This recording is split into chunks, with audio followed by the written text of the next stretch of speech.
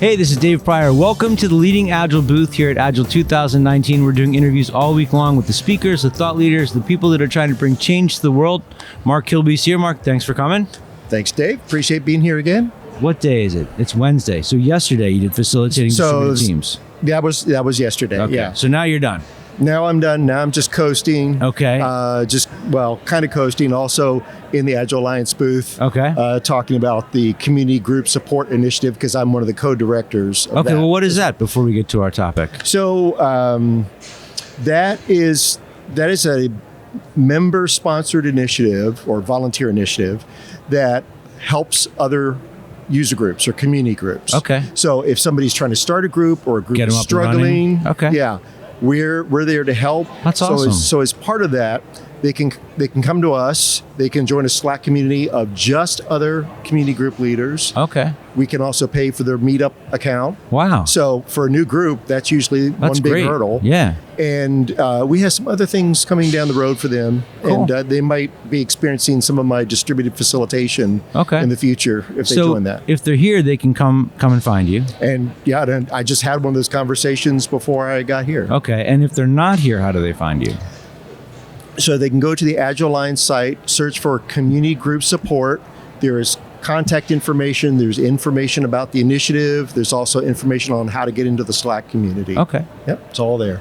All right. You ready? I'm ready. All right. So we've been waiting to have this conversation for months. Yep. We did a podcast a while back. Talked about the book. And then you brought up one of the ways to create connection. Yes. And I called it a social token because that's just what I used to call it with another guy. We would talk about that all the time. So can you explain what happened? So after that conversation, where I was telling how I was trying to connect with remote team members, and I was trying anything. So I was trying movie quotes and anything to end each meeting to see, would there be a connection? Would there be something that would trigger identities, like, oh, I identify with you. Yeah. And so I tried different ones and one of them worked. So I would say that idea of a social token is it's a shared idea, a shared concept that we can basically relate to. We can connect to each other. Yeah. For me, it was like a shortcut to building trust. Yes. So my thing that happened was I was working at this company in Texas, brand new to the company. Yeah. I had this thing I had to send out, and I was a couple days late with it. Mm-hmm. I finally sent it out to this distribution list, and at the bottom of the email, I put, "I'm really sorry this is late. A friend of mine, Fawn Leibowitz, was recently killed in a mysterious kiln explosion." Mm-hmm.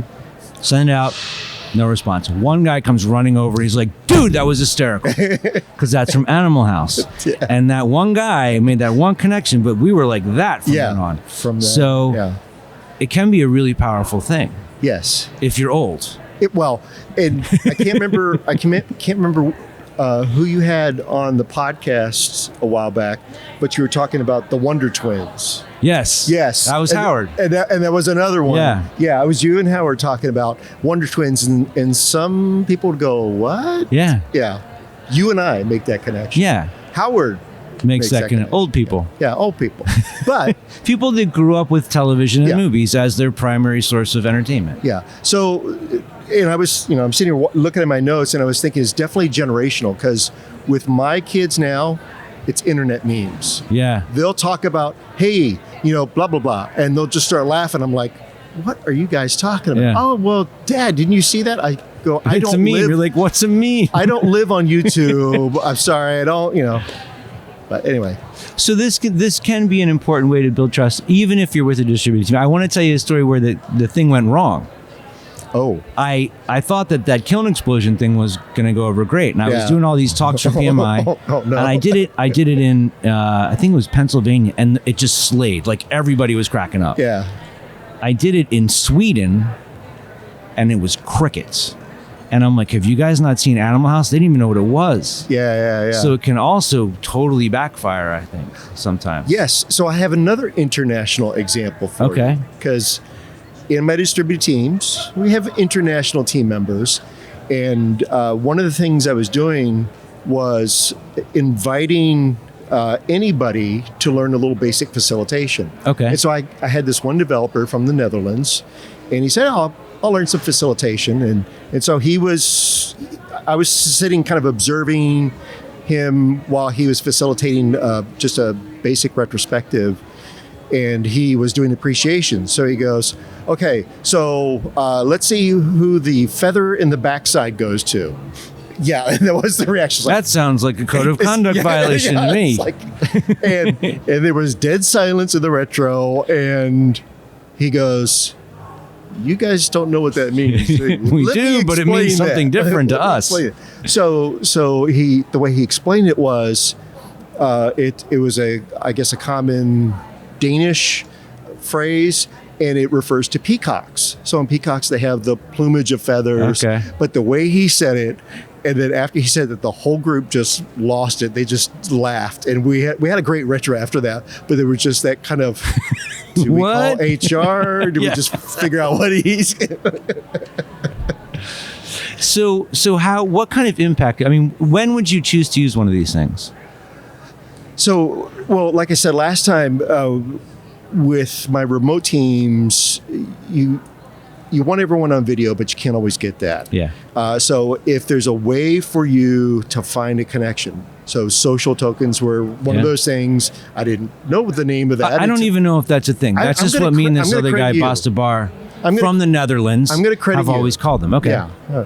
But that's what I've used. It's like what concept, what idea can I toss out there to make connection? Yeah. As a matter of fact, I had told that story before about the one very, very quiet, reserved developer, and I was ending the meetings with different phrases, and then the one day I said, and on that bombshell, and then immediately after that meeting, I got direct messages. Was that from Top Gear UK? I love that show. Yeah.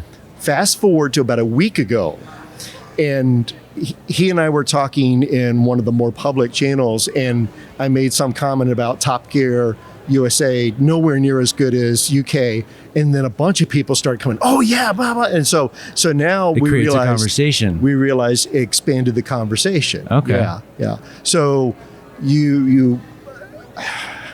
so it's a double-edged sword, as we've it can be. So, but if you can use it to make connections where you haven't been able to make connections before, I think it's a useful. Yeah, it opens a door to trust. Yeah. I still haven't figured out the internet memes, though. I'm still working we'll let James deal with that. But actually, I have something similar to that I can share. So occasionally I get to speak at the Digital PM Summit, which is another conference.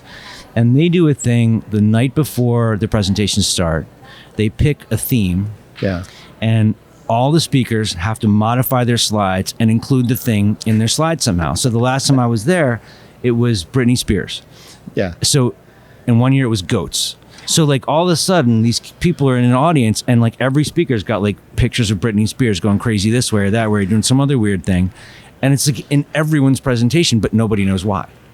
So it's like a connector for the speakers and the people in the audience, like, what the hell is going on? But it still connects them too, because it's like this thing. So I think there is probably a way the memes can be incorporated to bring people together, or at least make it, maybe reduce that barrier, so it's easier to get connected somehow. Yeah. Even if they're like, what the hell is up with all the cats in the slides? Yeah. And like we were saying earlier, it can backfire. So in one organization I was in, there was a coach that went out to a client and did something similar. He thought he was, I think, putting a social token out there and connecting. And for some, it was, I forgot what he was. I think he was trying to demonstrate flexibility or agility or something like that. And it was like a short clip of Shakira. And if you've never seen Shakira, I'm a little fuzzy. I think there's a lot of butt shaking. Some would probably think not appropriate. That definitely backfired with that customer. There was a lot of backlash, a lot of follow-up conversations. Okay. So you've got to be careful. Yeah. Which ones you culturally pick. Sensitive, I guess is the right word. And corporate cultural sensitive too. Yeah. But I think even with that, there are some that maybe bridge the gap. There's a person that is a millennial that I've been talking to about this, and the fact that I don't know any of this stuff that works with that generation. Yeah. And I was told it's The Office. So you could Really? always drop like assistant to the regional manager, and people would get that. Yeah. Or I would imagine Office Space still resonates with a lot of people. It still resonates. Yeah. So yeah. I waited for my kids to be old enough to show them Office Space. Say, don't end up in a place like this, please. Man, who burned this place down? And this is something else that I also realized, because you burned this concept into my brain now. Right. There's some that I think are more, well, we have so many subcultures now. Yeah. With 5 billion cable channels and the internet and everything else. So in one of those cases, and the last episode of Game of Thrones came around, and there was a lot of buzz on the Slack channels at work, and I was just like, shrug.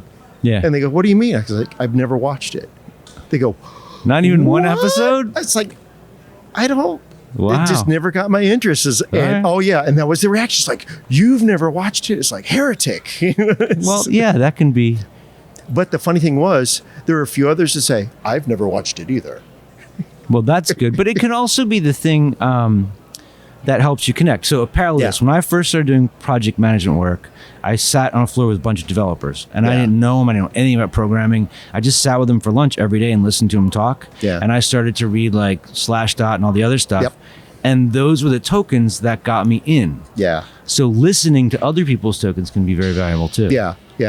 And I realized, there are other types of subcultures like developers, product owners. Yeah. So like if somebody starts throwing out the term PR, and if you know about GitHub and you know about pull requests, it's like, oh, that was as painful as that last PR. Oh, yeah, that was terrible. And I'd be like, What? Yeah. Yeah. Put that in a meme. But yeah, it's not quite there yet. But Cool. Yeah. So these things can be helpful. Use them cautiously, but definitely consider them a way to maybe break down some barriers and start to build trust with people. Yeah. Well, and be aware of the culture and the subculture you're dealing with. Yeah. Cool. And if folks want to get in touch with you to talk about the book or this or any other stuff or Top Gear, whatever it is, what's the best way for them to reach you? So you can reach me via Twitter as M Kilby, MKILBY. On LinkedIn, just look for Mark Kilby, and on my blog at markkilby.com. And where do you want them to buy the book? On Amazon, LeanPub? You got a preference? It's on all of those places. Okay. Whatever's easy for them. All right. Well, thank you very much for coming by. Thanks, Dave. I was so pumped to I'm talk about excited this. too. And thank you for watching.